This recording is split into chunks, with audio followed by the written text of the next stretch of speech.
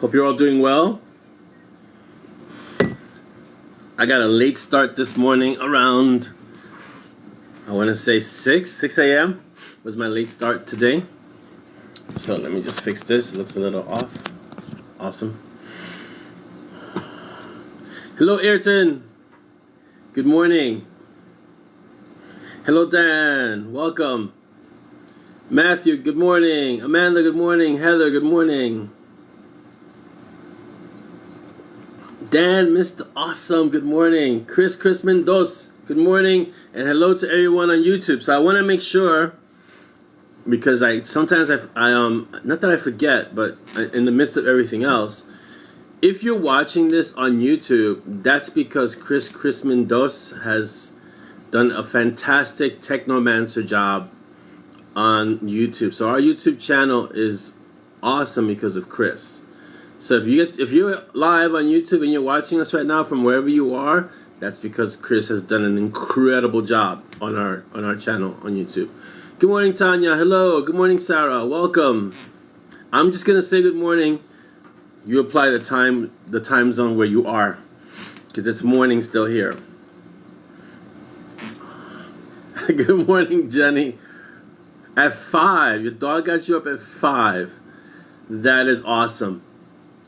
And you didn't have to work today. Well, you've had a long day already, which is great. Yeah, I got up at 6. I did some training and I did my walk. And so usually I'm up between 4:30, 4 and 5 o'clock. But, you know. Oh, my little Valkyrie wanted to say hello. Did you want to say hello, Z? Hello? Hello, Leslie. You have to show your face if you're going to say hello. You can't just be a disembodied voice somewhere. Because then I could just have your recording. You know? So come say hello. Come on this side. This side. Stick it. Okay. So. Alright, so let me quickly go over our usual announcements, our commercial. And hello, Cynthia. Okay, let's see. Shout outs to the tribe. 2 of them are in class right now, and the other 3 are living their lives because they're older and they're adults and they're doing their things. But 2 of them are in class, and the youngest one, Z, is about to go into class right now. Let's see. Yes, you are? No? No. Okay. Okay. Let's see. And then if you're watching it live on YouTube, hello to everyone on YouTube. Hello, Paige. Good morning. Welcome. So if you're on YouTube, don't forget to follow, subscribe, and share. We have 1,300 people in the mob, and I think we have like 130 people on YouTube. So please follow, subscribe, and share. I know it's tough, but it just takes about 30 seconds to see the channel, click the subscribe button, and click the notification. It's the bell. And that's it. It doesn't take that long. So just do that real quick. Same thing with Instagram. If you have an Instagram channel, just look up Bitten Peaches and you'll see excerpts from the books or little quotes from the books. Follow us on Instagram as well. I didn't put that many up this week, but that's because I've been getting up at 4 something in the morning. So just getting up at 4 something in the morning was challenging because I haven't done it in a while, since pretty much the beginning of March and COVID. So now I'm really starting to just get back into the groove of it. Hello, Mandy. Welcome. Mark, good morning. You made it. Yay. Don't forget to visit our ZAZZLE store. We're going through our usual commercials. Don't forget to visit our ZAZZLE store. The link is in the mob, and you can pick up some swag, Monty Strong swag, all kinds of swag. Oh, I got my mask. Check out my mask. This mask is awesome. It's my mask. That is one cool mask. So pick up your swag. You can get that from the ZAZZLE store. They have all kinds of stuff and skateboard decks. Let's see. All of our links, Death Wish discounts. Don't forget, JAVAMBROSIA is a 10% discount on Death Wish.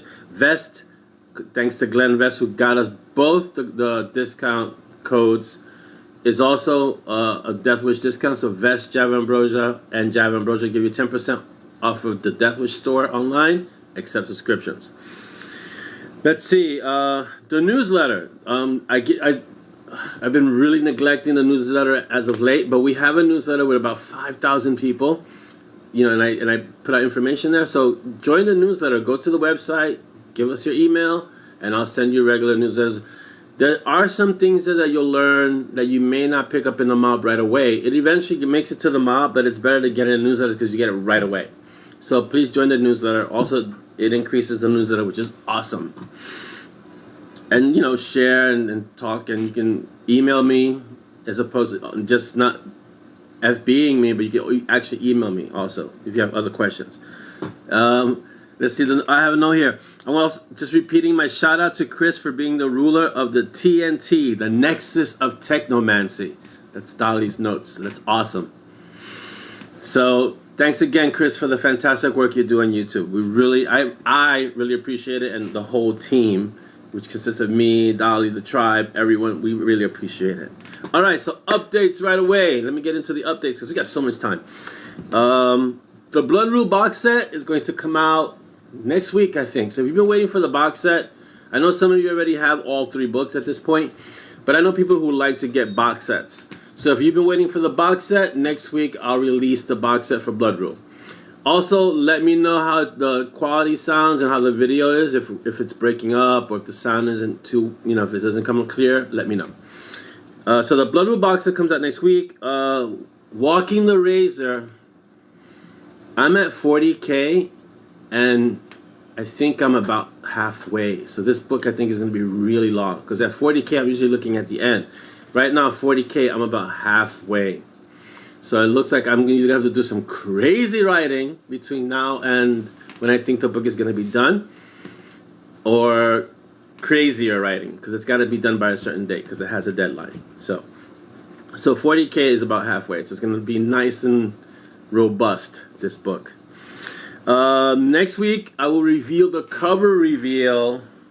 cover for They Bite, which is the secret story. And so, hello Audrey. It's the secret story that I've been working on simultaneously with Walking the Razor. So that's a novella type story. That one is going to have its art, but it's not going to release until all 3 books are out. So I learned my lesson with the rule of the council. All 3 books are going to be done. It's going to have an art, each one, but they're not going to be released until all 3 books out. Unlike Walking the Razor, which will have its art, and then it gets edited, and then it gets released, the They Bite, which are Nixia White stories, are going to all 3 be written, and then all 3 will be released probably like 1 week apart from each other. Kind of like a rapid release kind of thing. Let's see. Hello, Laura. Make sure if I missed you, I apologize. The feed goes fast on the phone, and I even have Facebook open, but it just goes really fast. So I apologize if I've missed you, and welcome if I haven't said hello to you. Know that I welcome you. Audiobooks, book 7 is going to be the end of November. I already got the 15 minutes for book 8, if I'm not mistaken. So I have to look at that. We listen to that, approve it, send it back. I got some pronunciation things to go over with the narrator.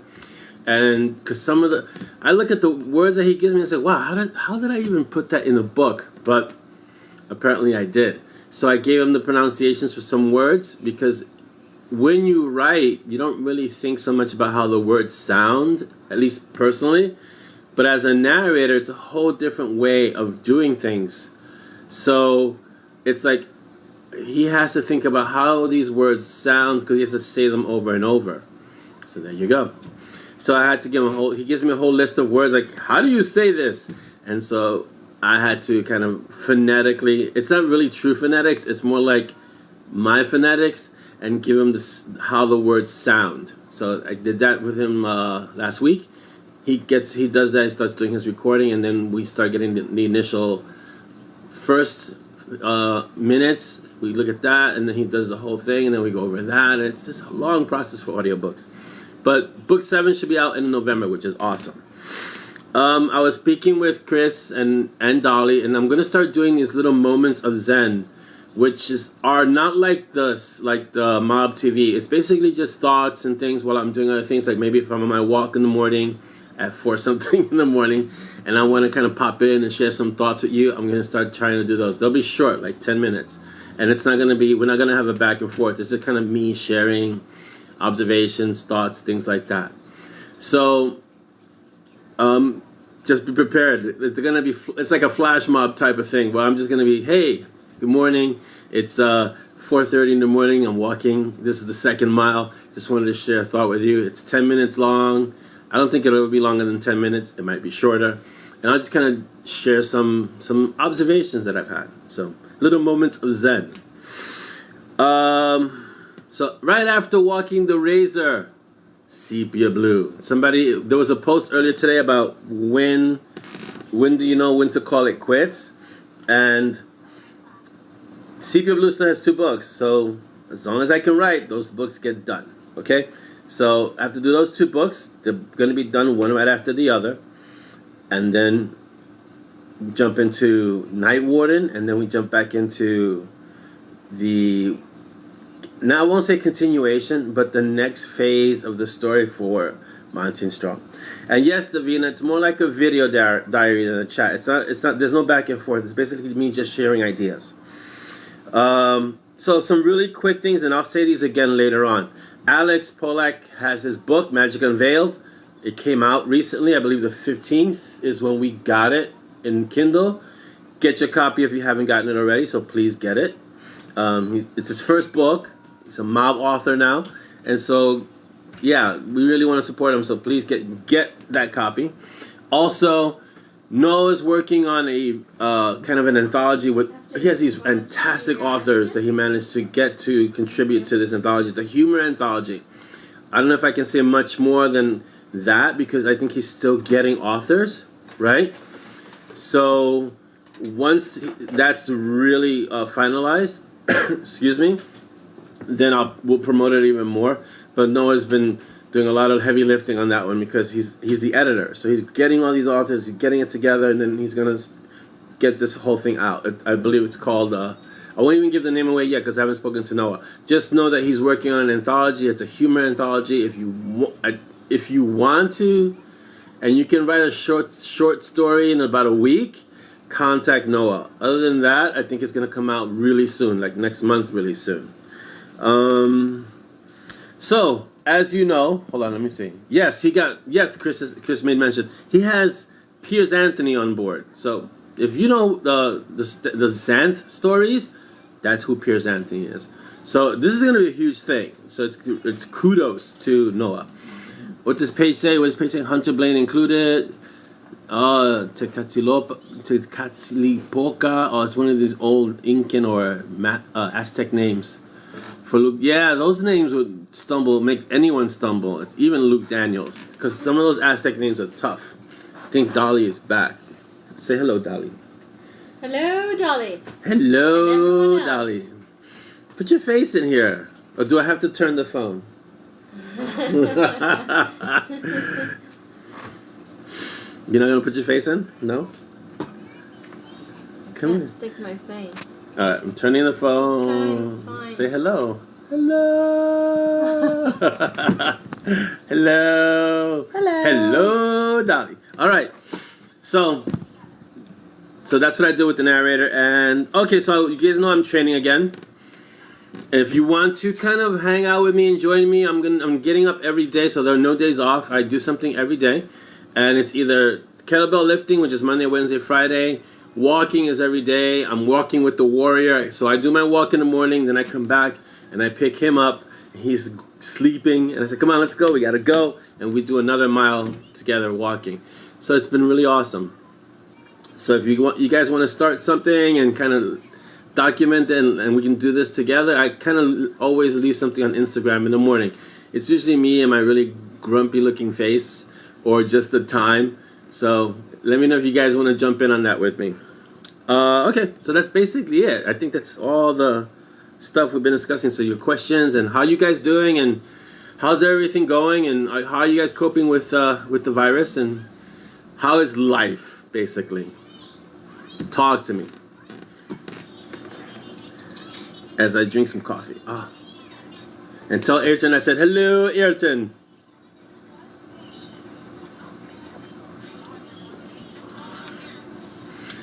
Larry, hello. Larry's on YouTube. Hello, Larry. Let us know how it's looking on YouTube.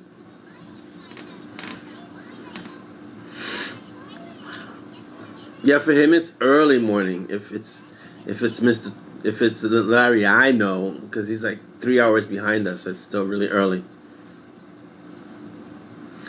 He says, my role-playing group are now followers of Dog and generals in the army of Dog. Hail Dog. Oh, that's awesome. Fantastic.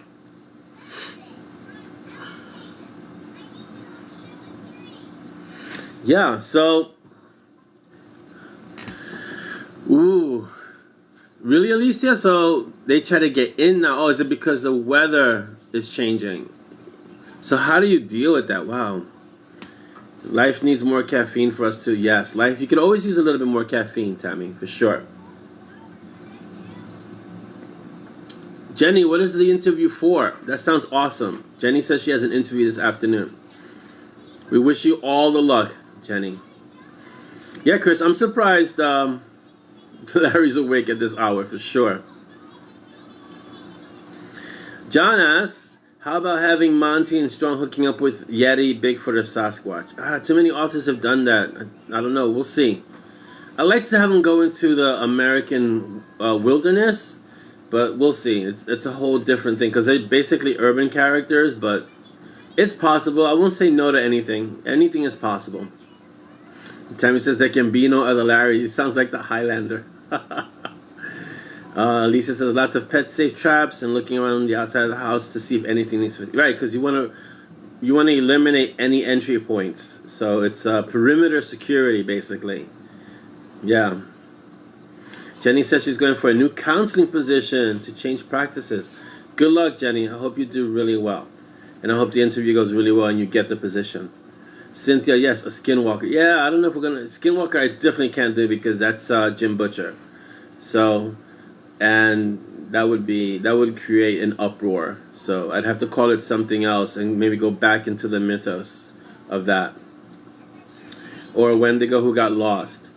See, but that would be more fun because now it would be more like a Wendigo that got lost and then they're trying to get him back into the forest or something like that. Like a Wendigo that ended up in a city and then trying to get him back into where he belongs, into his native habitat. Tell everyone on YouTube, thank you for the feedback. Awesome. Yeah, Skinwalkers, we can't really do that because Skinwalkers, Jim Butcher's really made those really popular. So you do it now and it's like, oh, you're just copying Jim. And there are too many original ideas. So, Robert, good morning. Thank you for joining us. Too many original ideas to use ideas that another author has used in the same way. You have to be original. Let's see, how about some British creatures? Yeah, John, there's so many different creatures, so many different mythos. If you look at what Mel shares with us all the time, there are plenty of ideas in all of that that you can take and adapt to a story. So you don't have to limit yourself to any particular mythos. And like I've done, you can actually mix and match some mythos too. Like I have Greek gods and I have Valkyrie, so I have Norse and Greek and Indian. So you can have all Hindu, you have all different kinds of gods and mythos and stories mixed up. It's just if you're willing to do the homework, because that requires a lot of reading. Davina says an evolved version of something that has adapted to urban. Yeah, that's awesome. An evolved anything that's living in an urban environment that wants to go back and bumps into Monty and Strong, or actually seeks out Monty and Strong and says, listen, I need to get back and I need your help. See, that's a great story right there. Ayrton says an Edmontosaurolophobus. Yeah, okay. I can barely say that, Ayrton. That would be tough because I'd have to type it. So Simon would have to have a nickname for something like that, like an Ed. Ooh, a Filipino monster. There's a bunch of, yeah. So every country and every culture has creatures and mythos that could be tapped into. So there you go. The Jersey Devil, John. Yeah, sure. Jenny says, I can remember the name, but it flies around as half a body. Yeah, that sounds like a little bit darker than Monty and Strong, but it's something that can be worked with for sure. Let's see, Edmontosaurus and a Parasaurolophus. Okay, yeah. Again, even mixing those two together would be a mouthful. And typing that out would be, yeah, no. So it'd have to be something shorter, for sure. But like I said, there's a bunch of mythos and creatures that can be tapped into, and this feeds into that post of when do you know it's time to stop a series. If you're really enjoying the story, there's always more subject matter. You just have to kind of be creative, you know. I think what happens is a lot of writers, and I can only speak from writers, I can't speak from the other creatives. What a lot of writers do is that they get bored or they get tired of writing the same thing, and they don't look past whatever parameters they've set for themselves. So then they find themselves writing, repeating, and after a while they say, okay, I don't want to write this anymore because it's boring. And if a writer is bored, you better believe that the reader is going to be bored, because you can pick up on that right away. If the writer doesn't have an excitement about the story and it just feels rote, and the writer is just kind of, you know, farming it in or dialing it in, it's going to come across in the story. And the reader's going to be like, yeah, this book was, it's kind of lackluster, you know?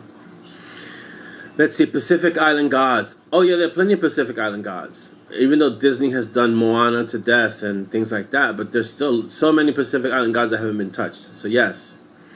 Mothman. Yeah, Mothman was mentioned in Supernatural later on. I'm not up to that point. Jenny says she loves the show Monstrum on PBS. It has a lot of interesting monsters. Yeah, things like that. There's a lot of material and content that if you're looking for something to write about, there's always something to write about. Like, I never have enough, like, oh, I've written about everything with Monty Strong. There's just so much, you know? Yeah, Simon would probably call it Eddie Monster, for sure. Because he would never call it that entire name. That's just not Simon's way of being. That's not his temperament. He calls Tristan Monty because he doesn't want to say Tristan. So there you go. Granted, he's the only one that's allowed to call Tristan Monty, but still. You could call him Tris, but then that sounds different. I don't think Tristan would go for Tris. Monty wouldn't let him call him Tris. And he's not going to call him Montague. So, it just says a micro. A greeny black bird with 2 wings that eats caterpillars and worms. Well, there you go. It's a bird he invented. That's awesome. I'm waiting for Ayrton to write his stories. I'll give him a few years. Then you get started. But write those stories, Ayrton. Because the imagination is there. For sure. What didn't you do, Chris? I know the Jersey Devil was your story. What didn't you do? I'm sure it's fast. With a name like Micro and written by someone named Ayrton, I'm sure it's fast. Oh, yeah. No one else. If you haven't noticed, so Chris says I didn't realize that Simon's the only one to call him Monty. If you've read all the stories, the only person that calls Tristan Monty is Simon. And if you look in No God is Safe is where that starts. He's not going to call him Montague, and he's not going to call him Tristan. He calls him Monty. And he's the only one. Hello, Sharon, and welcome. Yeah, I can't wait for Ayrton to write his stories. We have a lot of budding authors. I have a lot of budding authors in my orbit. Out of the tribe, I think there's about two that can start writing stories soon. So here we go. Just got to get them. Just got to nudge, you know. But yes, and it's also because it's Simon's temperament to call him Monty. So there you go. See, something you learned today, Chris. That's pretty awesome.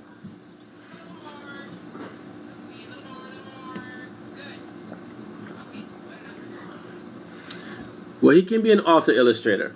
So yeah.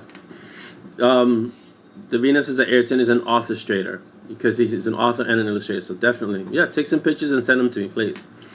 Laura says it's hard to keep track of. What's hard to keep track of, Laura? Share, elaborate.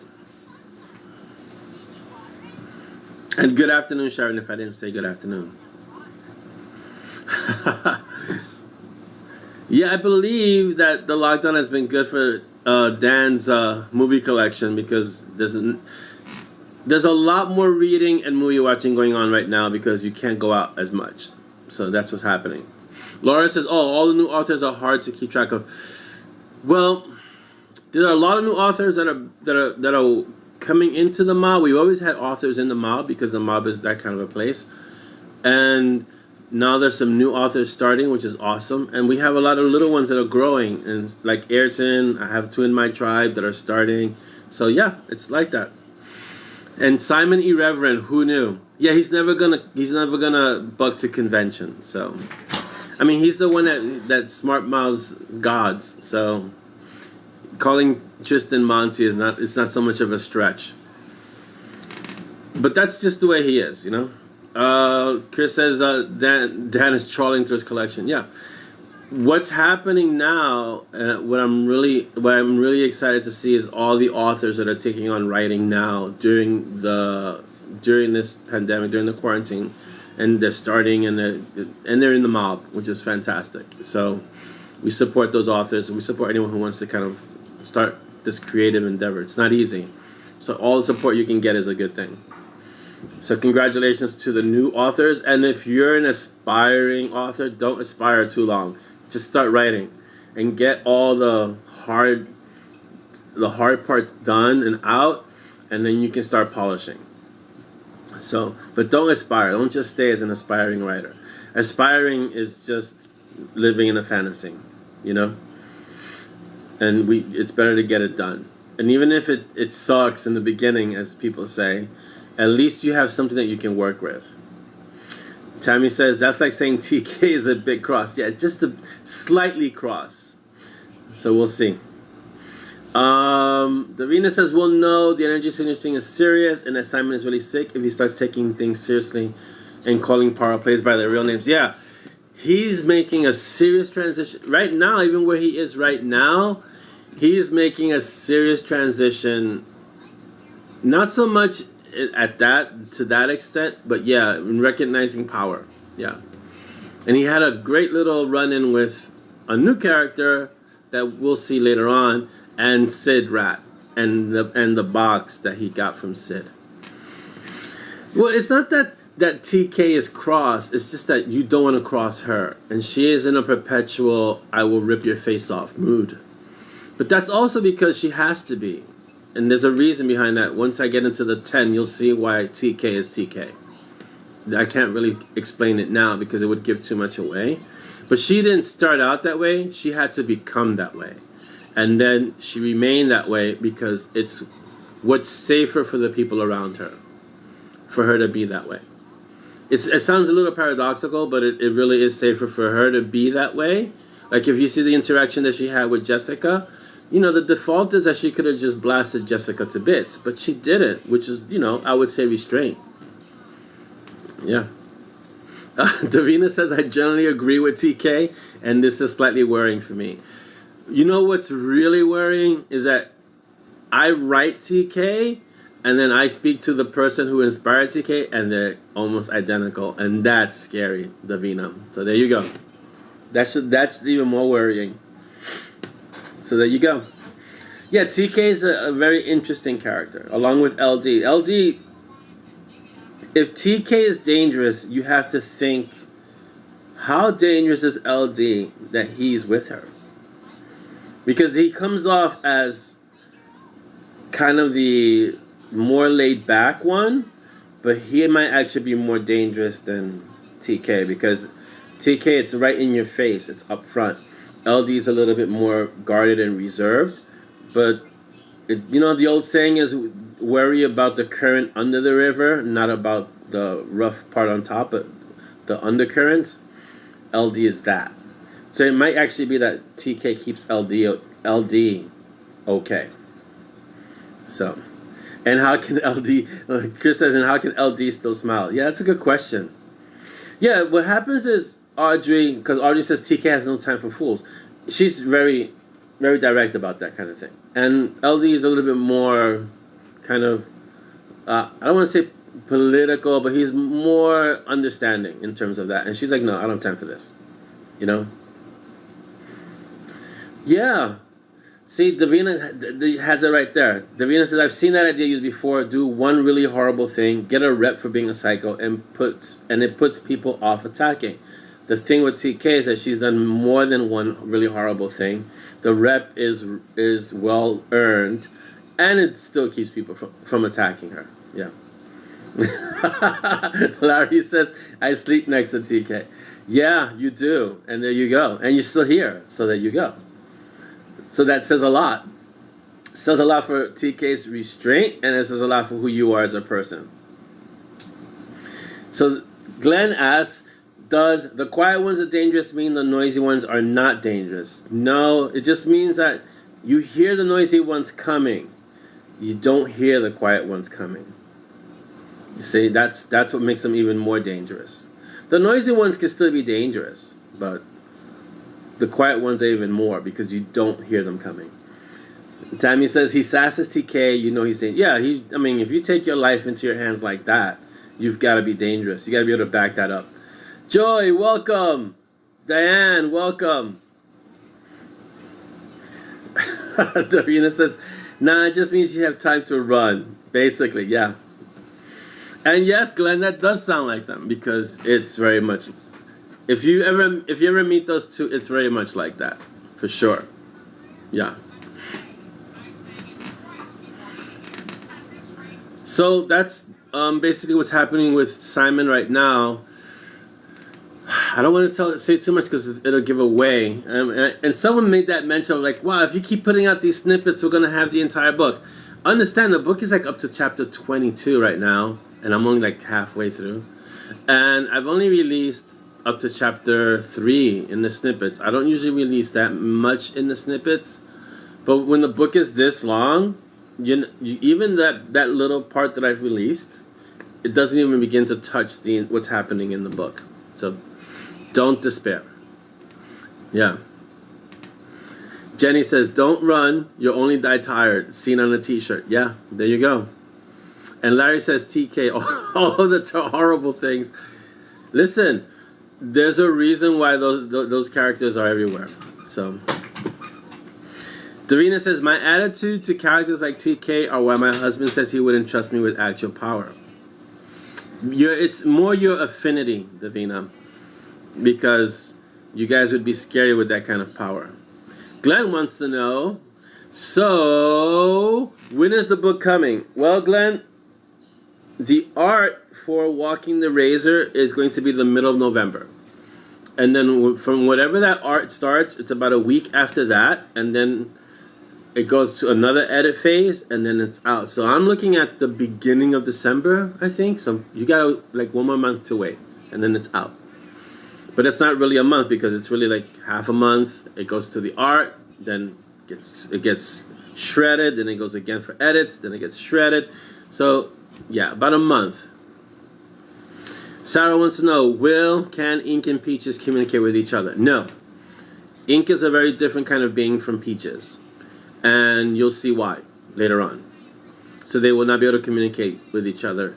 And the bond that Ink has with Jessica is kind of like the bond that Peaches has with Simon.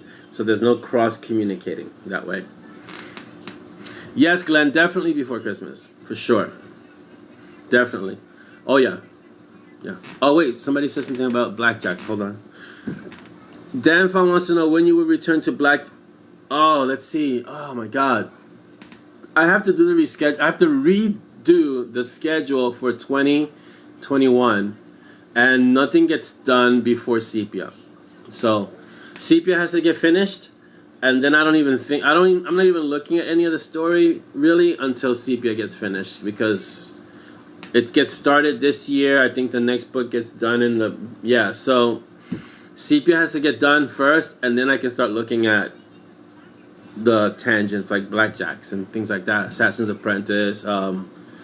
Things like Decons and Magical Knolls. All those other little side stories. So I can't even look at anything else until until the Sepia series gets done.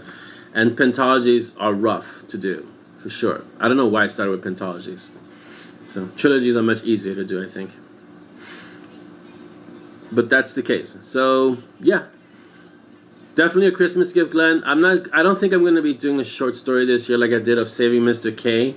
But we'll see. I like Saving Mr. K was a lot of fun to do, and it was definitely a Christmassy thing. So we'll see. That also falls into I have to get a cover for it in time for Christmas, and it's already November, and my designer is slammed, and they go on vacation in December. So I don't really have a Christmas story in mind, but if something comes up and I get really inspired real quick, then I'll jump into something for Christmas too. Bradley says, please make Blackjack the first tangent. Blackjacks are a lot of fun. Yeah, Bradley. I mean, they are a lot. I like writing the Blackjacks because it's sci-fi, because it's different, and it's kind of like Firefly and Farscape and every sci-fi story movie that I've seen kind of smashed together with some magic. It's all in there. So yes. Peggy, hi Peggy, welcome. Davina says we still need to resolve the sorcerer thing. I don't know what is the sorcerer thing, Davina. Tell me, and let's resolve it. Tammy says because if sepia doesn't get done, O gets to face torture. Yes, no, serious. Sepia needs to get done. No, this is like no joke. This is serious. So sepia, yeah, sepia needs to get done for real. Or as one of my little ones says, for reals, okay. So yeah, sepia there's no joke. The only thing that I have to consider with sepia is it going to be third person or first person. That's it. But it's unequivocal that it needs to get done. It has to happen. So we'll see. We'll see how I do it. But as for it getting done, yeah, that can't not happen. As it's can't have that hiccup for sure. And I don't want to face torches and pitchforks either. So there you go. So what's the sorcerer thing we need to resolve, Davina? And yes, Joe, I love Firefly too. And Nathan Fillion, if you ever played Destiny, Nathan Fillion does the voice of Cade, which is awesome. Let's see. Chris says, interesting. My hot rod car had blackjack headers way back in the day. Everything's connected. We shouldn't be surprised by anything at this point, Chris. Glenn, I have some death wishing for you, and take care and do some work. Have a great weekend. Oh, yes, Davina. So Ayrton, well, let's do the first. Ayrton always says for reals. Yeah, my little one always says for reals. And Monty did something that only can be done by a sorcerer, and he did it. Yes, we'll resolve that later on. Not now. Not during Walking the Razor, but later on. Because there's more stuff that's going to happen to Monty. Dan says Warriors of the Way was awesome. Dan, I am never going back to Warriors of the Way. I'm sorry. Except maybe for Silk. Because Silk... Yeah. Maybe for Silk. Silk makes an appearance later on in the Monty Strong world. That's all I can say. Hello, Karen. Yes, I love Firefly. Firefly is awesome. I can't believe it got canceled. I don't understand why. I still don't understand why. But yeah. But yeah, Nathan Fillion from Firefly. And the woman who was the pilot. I forgot her name. They're both in the game of Destiny. One plays Cade, which is a hunter, and the other one plays Ikora, which is a warlock. She plays Ikora and he plays Cade. They do the voices for those characters. So it's pretty awesome. I'm having a great day, Karen. Like I said, my day started late today at 6, but yeah. Everything being connected, I'm wearing my efficient... Yeah, see, everything is connected. Everything. Oh, yeah. In the spirit of everything being connected. So you know the ink that I have, right? That I have a dragonfly. And that it's in the Night Warden world. And Tammy made this one-of-a-kind bag that's ridiculously awesome. Two of the Valkyries came back with these awesome dragonfly pendants. One has a dragonfly pendant and one has dragonfly earrings, which is fantastic and completely unprompted. It's just, these things are connected. They happen. My mom bought it. Because their mom bought it. No, my mom. Really? Your mom bought it? Oh, and she didn't know. She doesn't know about Night Warden. Yeah, so these things happen. It's everything is connected. The dragonfly seems to be something that's very prevalent. Yeah. Let's see. So Darina says, when I looked up where Joss Whedon was planning on going on some Firefly, what is he doing with Firefly stuff? I didn't think he was still doing it. Linda says Silk from the PPD. No, not that Silk. It's the Silk from Warriors of the Way, Linda. Yeah, we're shiny for sure. There's so much from that show that has made it into the lexicon. So yes. I didn't know that Joss Whedon was going to continue with Firefly. So I hope if he's going to, he does it. Mark says, what's the significance of the dragonfly and the Night Warden? I can't share just yet, Mark, because it ties into the next few stories. The story gets revealed over time. It's not like the Endless Knot that Simon has. It's a little deeper significance. But it's also the nickname that Gray is known as, the dragonfly. So there's a lot in there. He's still not, so Joss is still not doing it, but he had a plan for a bunch of stuff, and he revealed it, and there's some graphic novels. I just hope he would someday get to it. Yeah, it's not the silk from the PPD. It's the silk from the Warriors of the Wave. Have you read Warriors of the Wave, which are the first 5 books that I've written? Silk is a character there. So Jenny says, the dragonfly is a harbinger of the dead in some mythologies. Yeah, there's a lot of significance to the dragonfly. Not just the harbinger of the dead. There's a lot of significance. It's really deep. Especially in some cultures, in some mythologies. It's really profound. So there you go. I really do wish Josh would get to do something with that, but it's hard because to get all the actors back, it would be hard to do it. Dan says Silk is the man. Yes, Silk is an awesome character, and he's gonna make an appearance in Monty Strong, but not for a while. Monty Strong are heading up to like an Avengers type event in about 8-9 books, so got a little bit of a wait. So yeah, there you go. Just be patient. And like Doug was at, Doug wanted to know where I get the ideas, and I got the idea that someone asked Neil Gaiman the same question. He says he goes to this little shop, the little idea shop, where he gets all the fresh ideas. So I go to Neil Gaiman's idea shop, and I get all my ideas from him. So they're all fresh, they're baked every morning, and he just gives me the idea. So there you go. So, the ideas come, and I'll try to get them in there and make sure that they kind of align with the story. So, yeah. So, let's see. No teasing. No teasing, Chris. No spoilers. The new story that's coming out, which is Day Bite, is going to be a lot of fun. A little darker. I don't want to say it's grim dark, but it's darker. And that's going to be fun. And I'm in the middle of that. That's almost the first one, because it's kind of being done like the Rule of the Council. That first one's almost done too. And the arts will almost be simultaneous. So that'll be fun. You'll have an art for Day Bite, and you'll have the art for Walking the Razor. But only Walking the Razor is going to be released. And Day Bite, you'll have the art, but then I'll write the rest of the stories. Alright, Jenny says she's gotta go pretend I know what I'm doing for a while. Take care. Good luck on your interview, Jenny. Hope you get the position. We'll wish you a lot of luck. Have a great weekend. Oh, Karen, great. Thank you for all the retweets. Whatever you're retweeting, if it's related to us or Chris, thank you, Karen. Really appreciate it.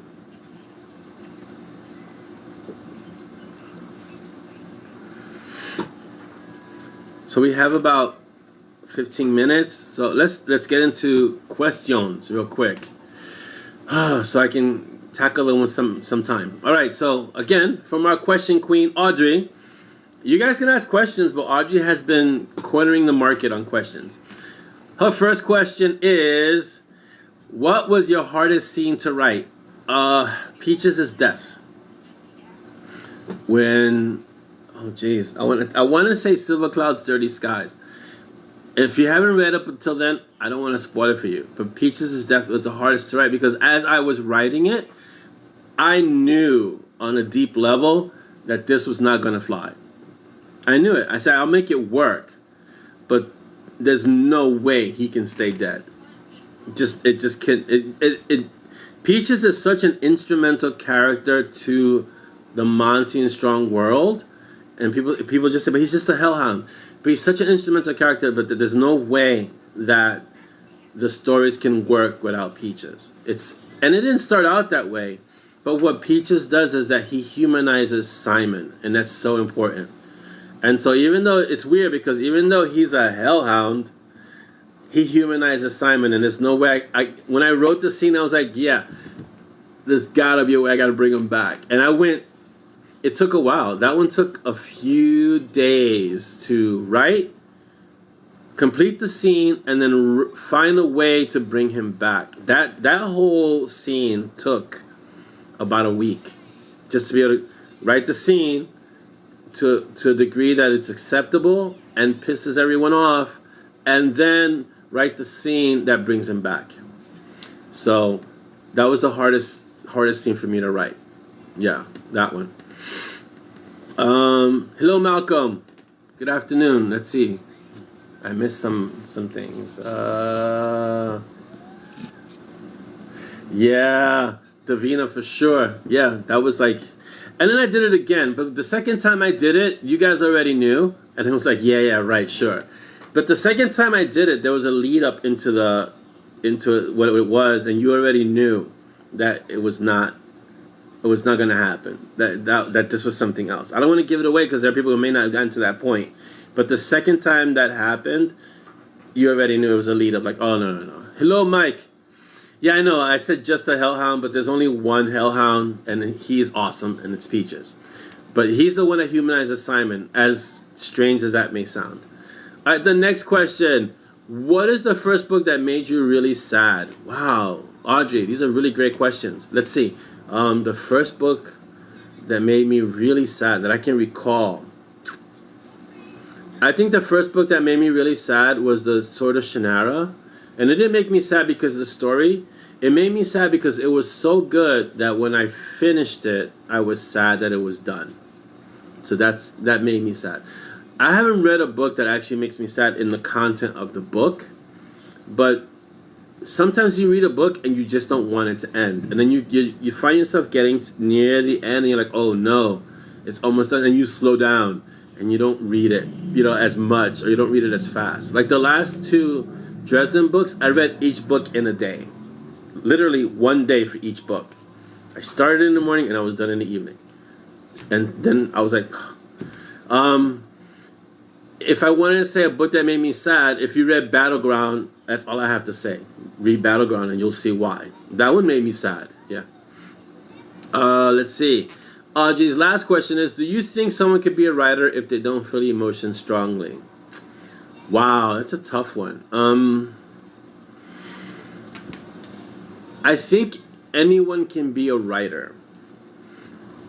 But to convey believable characters, you have to be able to feel strong emotions. Mike, hello.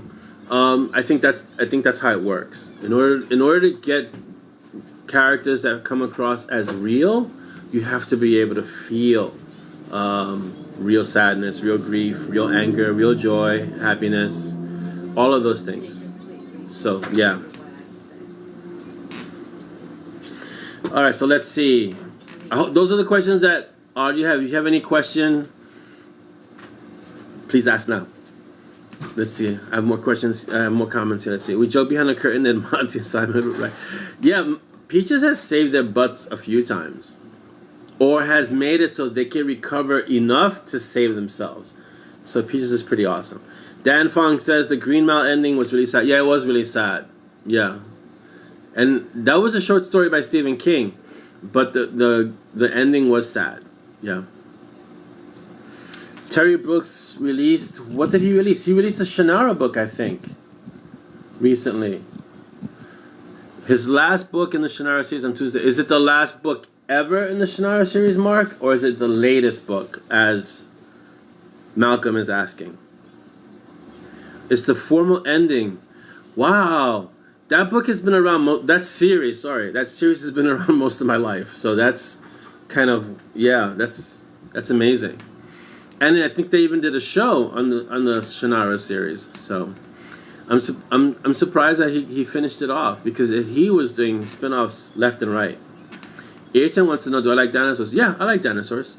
I don't know the names anymore. When I was probably about his age, a little older, I used to know all the names, but I don't remember the names anymore. Bradley says the last Druid is the last one in the series. Yeah, I couldn't go back to that series now because it's just so much that I'd have to start at the Sword of Shannara and then go through all the books, and it's an immense amount of books right now.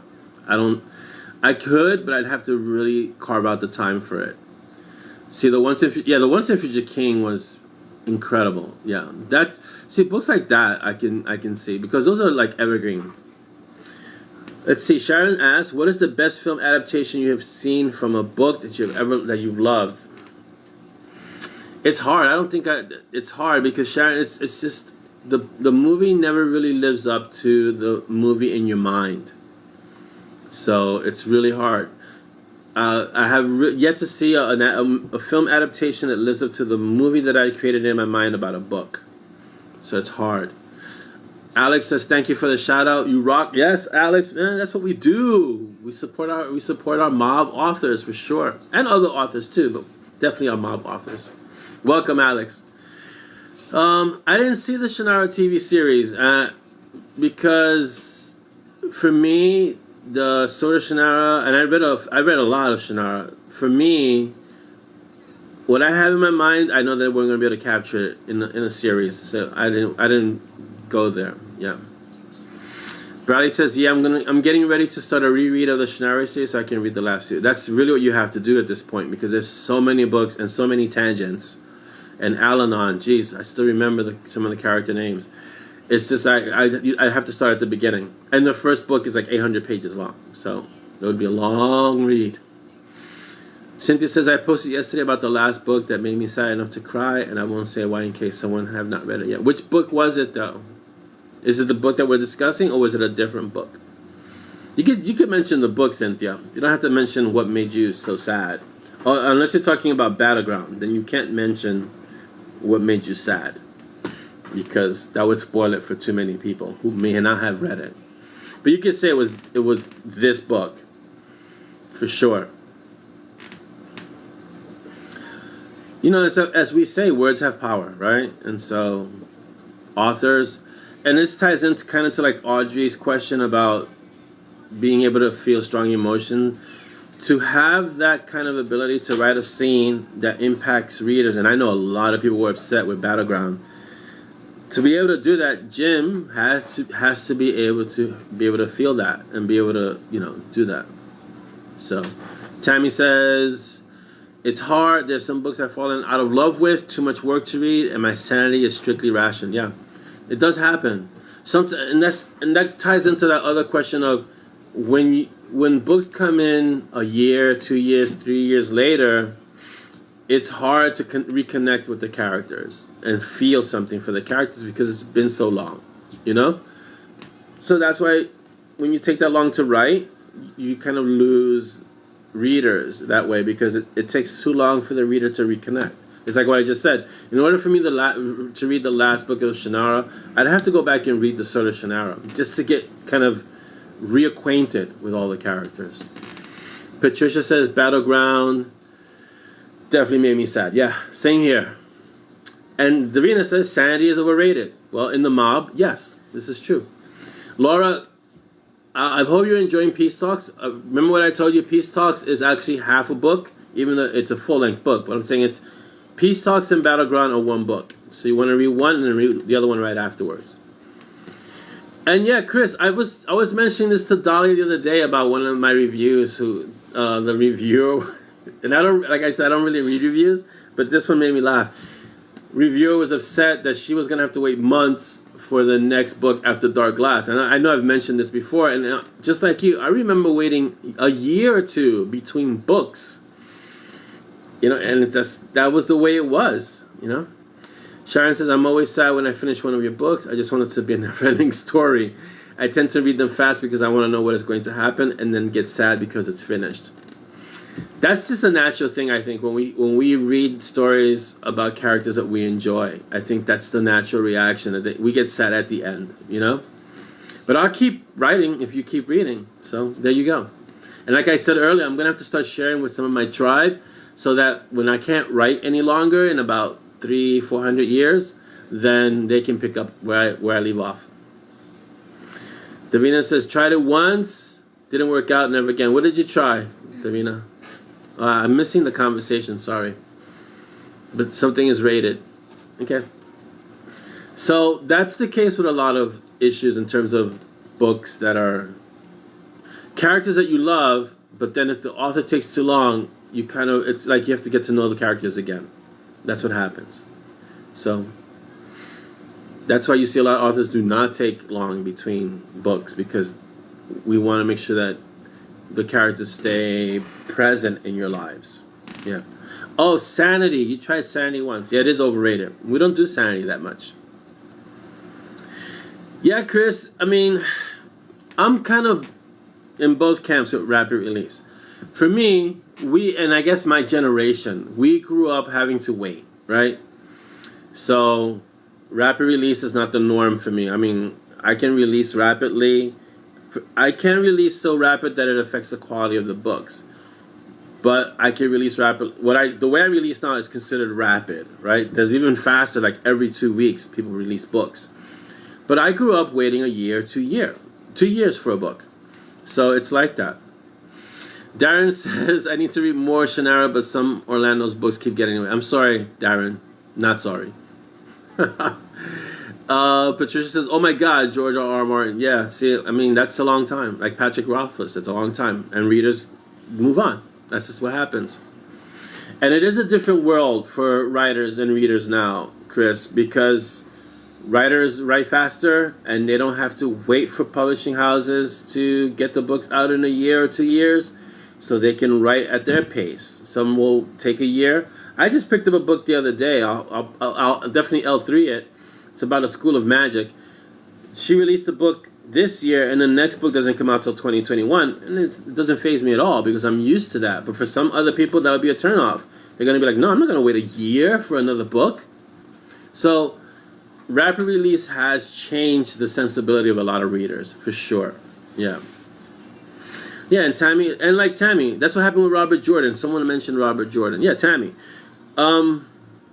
Robert Jordan was in the middle or near the end of the Wheel of Time, and he passed away. And Brandon Sanderson had to come in and finish the series. He probably did a good job. I never read the Wheel of Time, but it's not the same as having the original author finish the story. No one is going to finish the story the way the original author intended. No one. That's just the way it is. It doesn't matter how good the author is. No one can write for the original author. And so when Robert Jordan passed, you have to find someone who was similar to him, but no one's going to be exact. No one's going to be identical to him. And that's, that makes readers wary. That's like the whole thing that's happening with Patrick Rothfuss or G.R. or Grimm, or, it's like, woo, I've been waiting 10 years and he hasn't done another book. What's going to happen, And so people shy away from that. Because you make an investment of yourself, of your time, of your energy. You get to know these characters.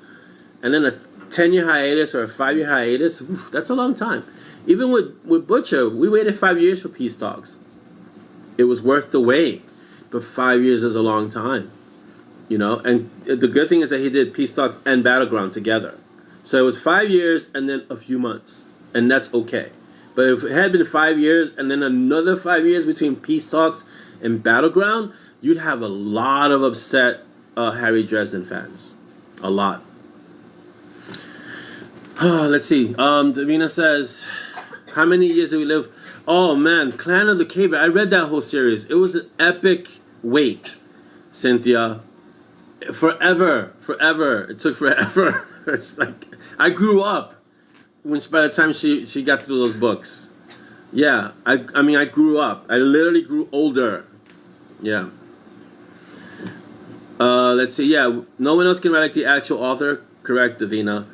As proven by the Game of Thrones show writers when they ran out of source material. Right, they passed the books, and when they finished the show, it was complete. They diverged completely from the actual books, according to the people who read Martin, than the show. So now you have two different worlds. This is what happens. Tammy says, I got rid of my Wheel of Time books. Yeah, because it's different. It's like two different authors, so it's two different series in a way. For sure, yeah.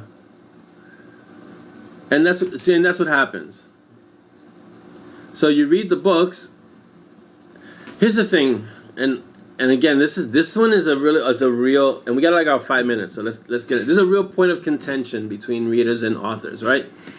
You have authors who say, we don't owe the readers anything. This is our creative endeavor, and we're going to do what we're going to do, and we're going to do it on our timetable. And then you have, hey, John, welcome. Then you have readers who say, well, I'm investing in your creativity, and it's not fair for you to make me wait years and years and years and years for your creativity. So there's two camps there, right? And so I'm more along the lines of, if I'm asking you to come along with me on this adventure, it's kind of my responsibility to make it so that you can actually follow the adventure without having to wait an eternity between books, you know? So it varies. It varies from author to author. Some authors are like, I don't need to write books. If you wait as long as you have to wait. And then some authors are like, no. We need to write the books because the readers are expecting this. They're invested in the characters, you know? So I'm more in the second camp where the readers are want to know what's happening, and so yeah, you kind of have to be there for the readers. Let's see, what do I think of the new Dune movie coming out? I don't know, I haven't seen it. I've seen trailers. Again, I have in my mind a completely different image of Dune and the spice and the worms and the planet and the world building. We'll see what happens. It's always hard to get a book and make it a movie because everyone has a different image of what the book is in their mind. Yes, I do. Yeah, like Chris said, you feel obligated to your readers. You do. As an author, you feel obligated to your readers. And if you're a reader, and you should be if you're an author, you know what your readers are feeling. Darren, welcome. I make you wait. Malcolm says I make you wait. Yes, I do. But I don't make you wait inordinately so. I make you wait because I'm writing it. That's the thing. I don't make you wait because I want to do something else. Like let's take the case of Sepia Blue. Monty Strong intersected the trajectory of Sepia Blue, but that doesn't mean I'm not going to write Sepia Blue. It means I had to get Monty Strong really established, but I am going to finish Sepia Blue. I just apologize profusely to the Sepia Blue readers. Silverheart says, personally, I love how Sanderson wrote the final book. So, see, everyone has, yeah, and that's the great thing about writing and art. It's subjective. Like some people love it, and some people be like, oh, it's not like Robert Jordan at all. And so you'll have different people who, and that's what makes it awesome. Tammy says soon, TM. Yeah, I try not to make you wait too long. Like Dark Glass, or if I know it's gonna be like a cliffhanger, like the Rule of the Council, I warn you guys ahead of time. I'll tell you guys, listen. This is gonna be cliffhanger story, like Cliffhanger City, or as it's called, a Hill Hugger. But it's gonna be rough. But I released those 3 as fast as I could. I got those 3 out quick because I knew they were cliffhangers. Dark Glass, not really a cliffhanger. It kind of leaves you like, okay, what's next? But not like, what's next? Oh my God, you gotta tell me right now. It's more like, okay, I can't wait to see what happens next. It's different. So I try not to write.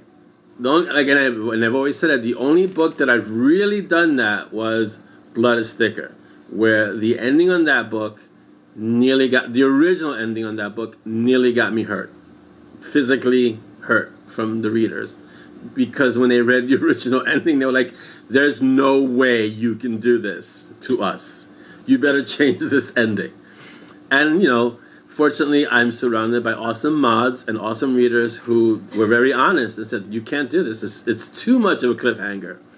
And so, yeah, I dialed it back a lot. It says a lot of people seem to think that he ended it that way because he wanted to, but Jonathan, yes, he left a lot of notes and he left a lot of outline material from what I understand. So it was easier for Sanderson to go kind of in the direction of where it needed to go. But again, it's still not the same as Jordan writing it. Welcome back, Mark, or in case this is your first, I don't think you were here before, so did you leave and came back? So, hi, Mark. In Grimm's defense, he has apologized repeatedly for the wait. He has had serious writer's block and says he doesn't want to just rush out something substandard. His readers deserve the best. Totally understood. And you know, I guess it could happen. But the thing is that he's now gone off and started writing prequels, and that's what's angering the writers, I think. And it's, the case with Patrick Rothfuss is that he's gone out and started doing other things, and that's what's angering the readers. I'm sorry. Yeah, see, I don't think Robert Jordan had a choice there, Tammy. Tammy's, I'm pissed at Robert Jordan for dying. I was in high school, and it was devastating.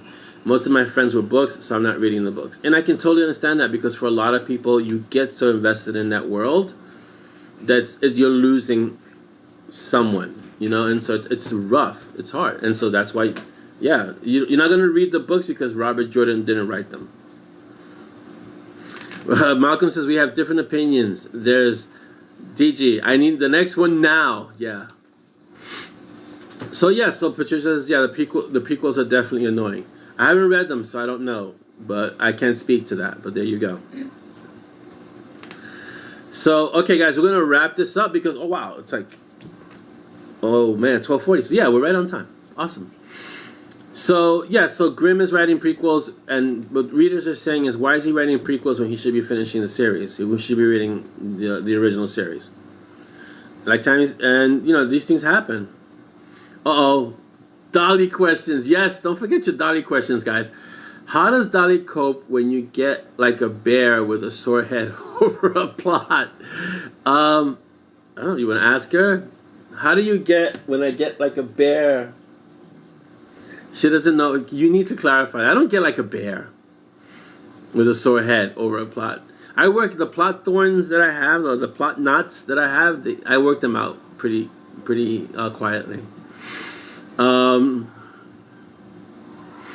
Yeah, Martin. A lot of people. Martin got too involved in the TV series. That's for sure. Yes, and that was what happened. The series passed him, and I think he got a little bit caught up in the notoriety as well.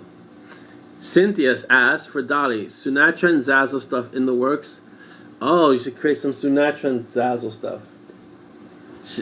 I got an energetic yes nod. So yes, Sinatra and ZAZZLE stuff. There's one, I think, one Sinatra piece, which is a Pontiac GTO's shirt of the goat. That's the only piece I think that's there. But Dolly can definitely do other Sinatra stuff. We got Lamborghinis and other cars, the Aventador, and we've got a lot of Sinatra and stuff that she can, and stuff that she can create. It doesn't have to be stuff from she can put stuff from in the books, in the swag that could be Sinatra and stuff.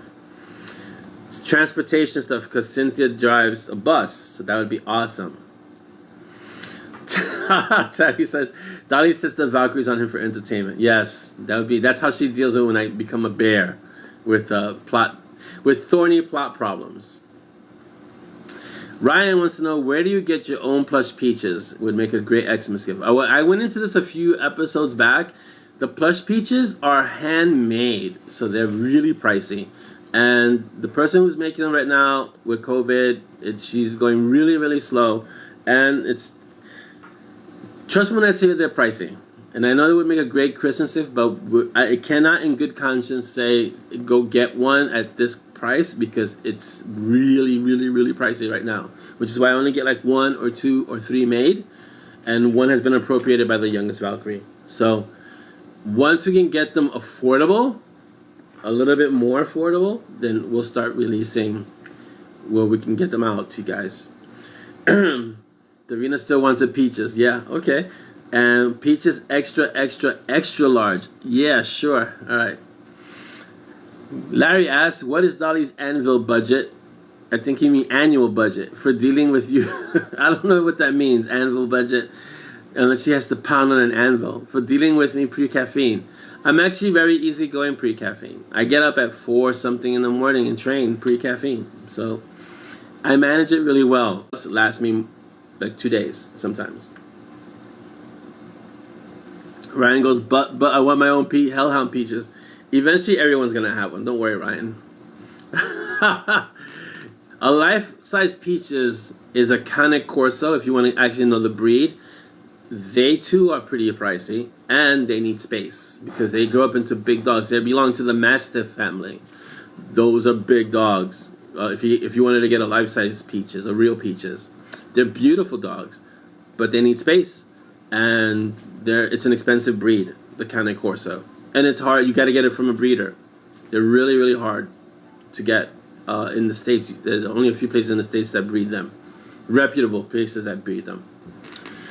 Okay, we're gonna wrap this up, guys, and as always, this has been a fantastic show. This is episode 34 of our Mob TV Cafe Clutch, and yes, Malcolm, and feeding them is even pricier. Yes, because they have to eat the right kind of foods, and the bigger dogs you have to deal with hip dysplasia and things like that. So you have to really be careful what you feed them. So we're gonna wrap it up. I want you guys to have a fantastic weekend. If you're going out, wear your mask, be safe, and be excellent. Do you want to say bye? Bye. That's our saying bye. And take care, everyone. Have a great weekend. Bye.